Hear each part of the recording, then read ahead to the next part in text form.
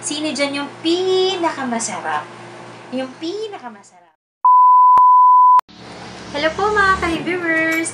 Welcome po sa aming YouTube channel at sana po ma-enjoy po ninyo ang episode na ito.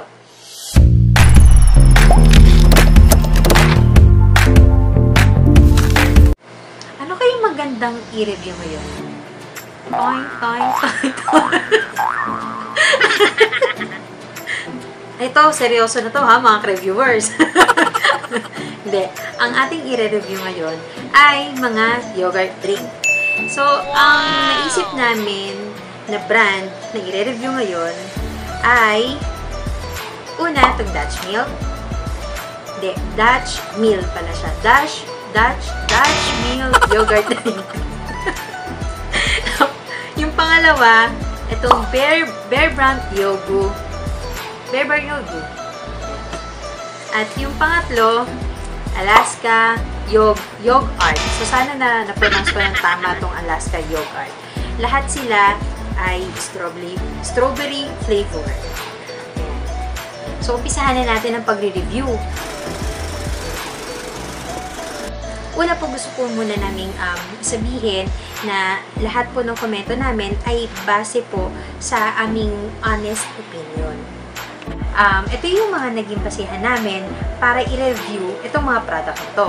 So, yung una, yung packaging niya. Yung pangalawa, yung nutrition content niya. Yung pangatlo, yung price. At yung pang-apat, at pinaka-importante sa lahat, syempre yung lasa, di ba? Doon tayo sa packaging. So, bakit ba napaka-importante ng packaging sa isang produkto? Ito yung, di ba, minsan pag nasa grocery tayo, naglalakad tayo, tapos meron kang nakitang item, nilagpasan mo, yung tipong mapapabalik ka ng tingin. Diba ganun yun? Kasi, importante na maganda yung itsura ng item kasi ito yung nag-a-attract sa mamimili para bilhin siya. Itong Dutch Mill, actually maganda yung color combination niya. Tapos marami siyang mga design dito ng mga strawberries. So, sa bata, very attractive to eh. Tapos yung ito, yung pagkakasil dito sa mga sides na to.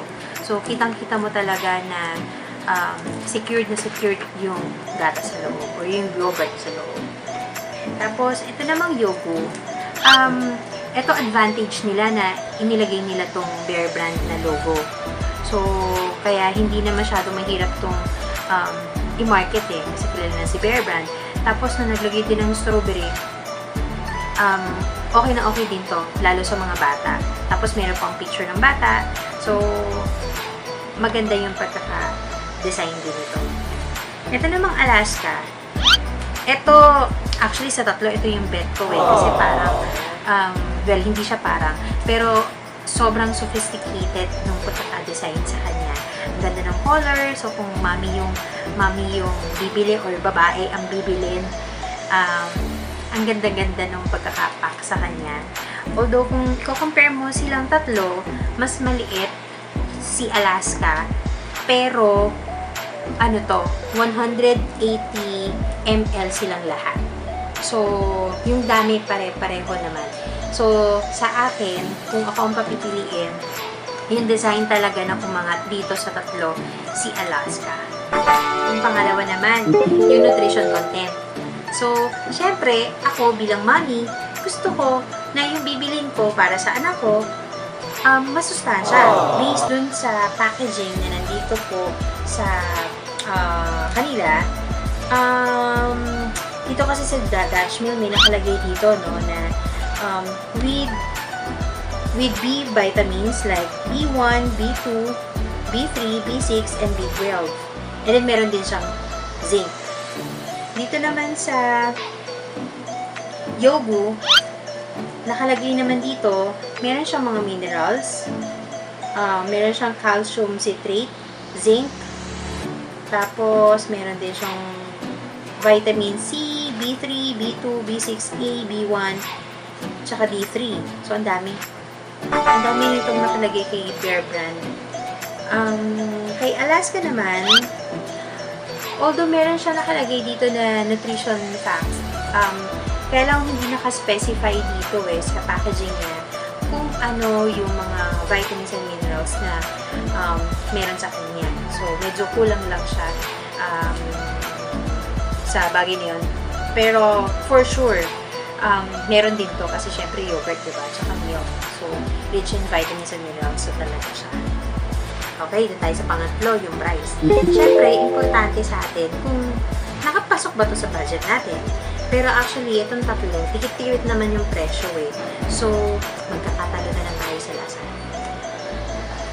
Itong Dash Meal, nabili namin siya ng 18.65. So, sa Pure Gold namin siya nabili. Ano lang, no, mga ka-reviewers, itong mga items na to, hindi namin siya lahat nabili sa isang lugar kasi dahil naka-ECQ tayo, so medyo nahirapan kaming bumili ng item. So, hinanap talaga namin siya. So, itong Dutch Meal, nabili namin sa Pure Gold ng 18.65. Ito namang Yogu, nabili namin siya sa Mercury. So, yung price naman niya, 21 pesos. And then, itong Alaska Yogurt, or Alaska Yogurt, sa Mercury din namin siya nabili. Yung price naman niya, 19.25. So, ang pinakamahal sa kanya is itong Yogu. Yan, ito yung pinakamahal. Pero, hindi ko lang sure kung merong difference dahil sa Mercury na namin siya pinili or sa Pure Gold. But, anyway, konti lang naman yung mga difference. So, kaya sabi ko kanina, talagang sa lasa na lang magkakatalo. Okay, doon naman tayo sa pang-apat pala. Siyempre, yung taste, diba? So, importante na masarap yung binibili mo. Siyempre, para gusto mo umulit-ulit, diba? Okay, doon naman tayo sa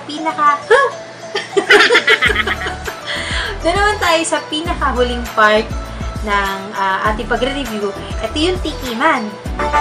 Okay, so, merong twist yung pagtitikim natin na gagawin. Prepare kami ng 3 baso. So, ito siya. Yung twist dito, patitikimin namin si Jayden. Kilala niyo ba si Jayden? Si Jayden! Ayan si Jayden.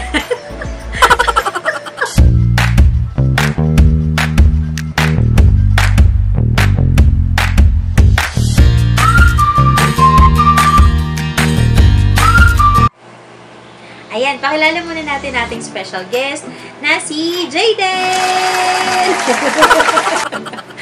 Okay, so ganito i-explain ni Mami yung gagawin mo. Naglagay si Mami at Daddy dito ng mga yogurt drink dito sa mga baso pero hindi mo alam kung alin dyan. Ngayon, may itatanong si Mami. Tapos, sa bawat tanong ni Mami, pipili ka kung alin yung mga sagot. Okay? So, titikman muna natin. Ha? O, tikman mo muna itong number 1.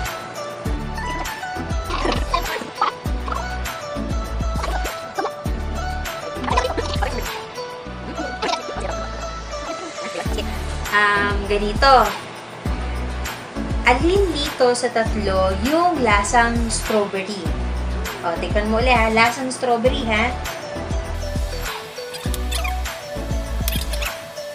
Berry. Number 1. Yung lasang strawberry? Okay. So, number 1 daw yung lasang strawberry kay Jayden. O, yun naman. Titikman natin kung alin dyan yung lasang yogurt. Okay? Game? Okay, try natin yung mga. Okay, so alin dyan yung lasang yogurt? Alin ang lasang yogurt? Number 2. Yun ang lasang yogurt. Okay, ito yung last natin. Sino dyan yung pinakamasarap? Yung pinakamasarap po. Yun naman Okay, o tingnan uli natin.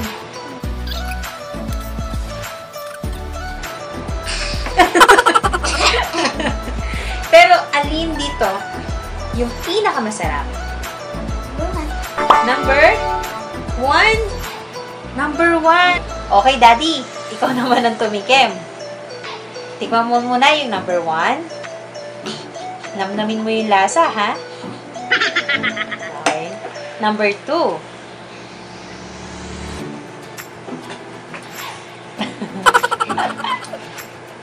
Okay, number 3. Inom ko muna ng tubig.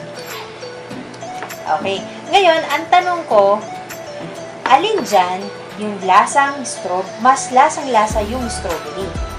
O, tikman mo uli number 1. Mas lasang-lasang strawberry. Nalasang Mami, strawberry. nakuha ko na. Ano ang lasa?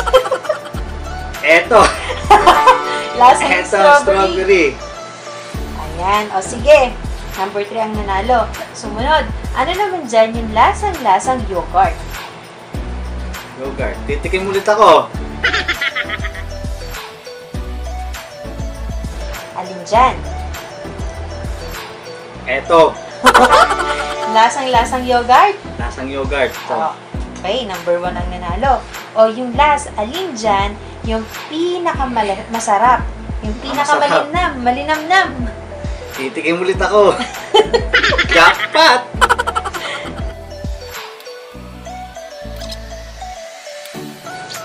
Okay na, Daddy? Okay na. Eto! Number 1, ang pinakamasarap. Ito, masarap.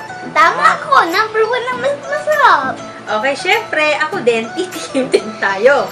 So, titignan ko din tong 1, 2, 3. Sige, unahin natin tong number 1.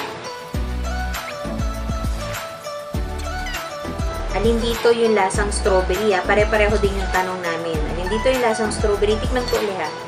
Lasang strawberry. Sa akin yung lasang strawberry itong number 3. Okay, doon naman tayo sa mas lasang yogurt. Mapapadami ata ako ng sugar nito, ha? Pero konti lang tikman ko. Sa akin yung lasang yogurt, itong number 3 din. Yung last naman na question, alin yung pinakamasarap? Hindi na uli ako titikim, ha? Pero sa akin, yung pinakamasarap dito sa tatlo, itong number 3. So, dahil hindi kasi siya masyadong matamis, so ako, preference ko kasi hindi talaga matamis eh. So, sa akin, itong number 3 ang nanalo sa lasa. Eto na, itatabulate na natin yung mga scores based dun sa ginawa namin kanina tasting. So, si Daddy Jeff, ang score niya sa lasang-lasa yung strawberry ay si Alaska. Tapos yung lasang-lasang yogurt naman, ang score niya ay para kay Dutch Mill. At yung pinakamasarap at malinamnam na punta rin kay Dutch Mill. So, ang points ni Daddy Jeff ay 1 point kay Alaska at 2 points kay Dutch Mill. Tapos, yung sa akin naman, so, yung lasang-lasang strawberry, bibigay ko yung point ko kay Alaska. Tapos, yung lasang-lasang yogurt, kay Alaska din. At yung pinakamasarap para din sa akin, kay Alaska ko din siya ibibigay. So, yung points ko, 3 points para kay Alaska. Tapos, punta naman tayo kay Jayden. So, si Jayden, ang pinili niya dun sa pinakalasang-lasang strawberry ay si Dutch Mill. And then, yung lasang-lasang yogurt naman, pinili niya si Yogu. And then, yung pinakamasarap para sa kanya ay si Dutch Mill. So, yung score niya, yung 2 points para kay Dutch Mill at saka 1 point para kay Bear Brand. So, itatali natin siya.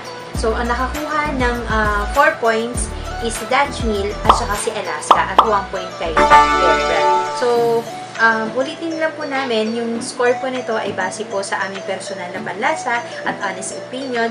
So, sana po nakatulong po sa inyo at nakapagbigay po sa inyo ng information tungkol dun sa mga products na shinare namin. Ihabol din pala namin, no? Kasi, actually, bago tong actual na review na to, gusto talaga naming isama si Oishi Ogard. Una namin siyang natikman, talagang ang sarap niya. Actually, nahihirapan talaga kaming maghanap nung item na yun. Pinili talaga namin siyang hanapin, pero unfortunately, dahil sa ECQ, hindi talaga namin siya makita. Pero, kung maisasama ko lang siya dito sa review na to, siguro yung points ko napunta kay Oishi Ogard. So, sana bigyan nyo rin siya ng chance na matikman. So, pag nakita nyo si Oishi Ogard, try nyo din tikman kasi masarap talaga siya. Ulitin ko lang, no, hindi po ito sponsored video. So, yung opinion po namin ay base sa aming personal at honest opinion. Muli po, marami pong salamat sa inyong oras na ginugol para mapanood ang video nito. At sana po, abangan niyo po ulit yung mga susunod pa naming video. Muli po, ako po si Eden. Ako po si Jeff. Kasama si Jaden. Please don't forget to like and subscribe. subscribe. Thank you for watching. Ha ha ha.